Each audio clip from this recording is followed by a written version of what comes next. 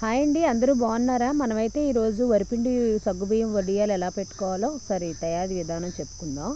మొదటగా మనం వరిపిండిని తీసుకుంటాం. మేమైతే స్టీల్ బౌల్తో తీసుకున్నాము. స్టీల్ బౌల్తో వరిపిండి తీసుకుంటే 4 బౌల్స్ అంటే వంతుకి 4 వంతుల నీళ్లు వేసుకోవాలండి. వేసుకొని మొత్తం కూడా పలాచుగా కలుపుకోవాలి. నీళ్ళ కలుపుకున్న తర్వాత మనం వేరే బౌల్లో వాటర్ వేసుకొని వంతుకు 4 వంతులు తీసుకున్నాం కదా వాటర్. ఆ వాటర్ బాగా మరగాలి. మరిగినప్పుడు జీలకర్ర, కారం, అదేంటి పచ్చికారం వేసుకోవాలి. తర్వాత మనం సగ్గుబియ్యం పక్కన మెత్తగా ఉడకబెట్టుకున్న సగ్గుబియ్యం వేసుకోవాలి. తర్వాత ఉప్పు సరిపోయినంత వేసుకున్న తర్వాత అది బాగా మరిగిన తర్వాత మనం పలచగా కలుపుకున్న పిండి ఉంది కదండి, ఆ పిండిని అయితే వేసుకుంటాము.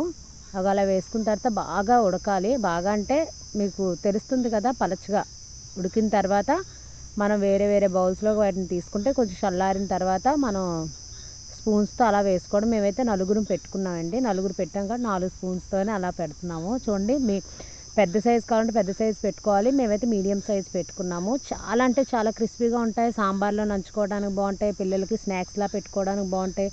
ఇంటి దగ్గర టైంపాస్ మనం తినడానికి కూడా బాగుంటాయండి. సగ్గుబియ్యంతో వరిపిండి వడియాలు ప్రిపేర్ చేయండి. చాలా టేస్టీగా ఉంటాయి. ఇప్పుడు సమ్మర్లోనే కదా మనం ఎంత చేసుకున్నా, కాబట్టి ప్రతి ఒక్కరు కూడా ట్రై చేయండి. చాలా బాగుంటాయి. చూడండి, అలా పెట్టుకున్న తర్వాత మొత్తం కూడా ఎండాలి.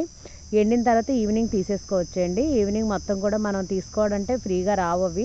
కాబట్టి మనం చూడాలి, ఎండిపోయిన తర్వాత మనం క్లాత్ వెనక్కి తిప్పేసి వాటర్ బాగా తడపాలి. తడిపిన తర్వాత ఒక 5 నిమిషాలు అవసరం లేదులేండి, ఒక 2 మినిట్స్ సరిపోతుంది.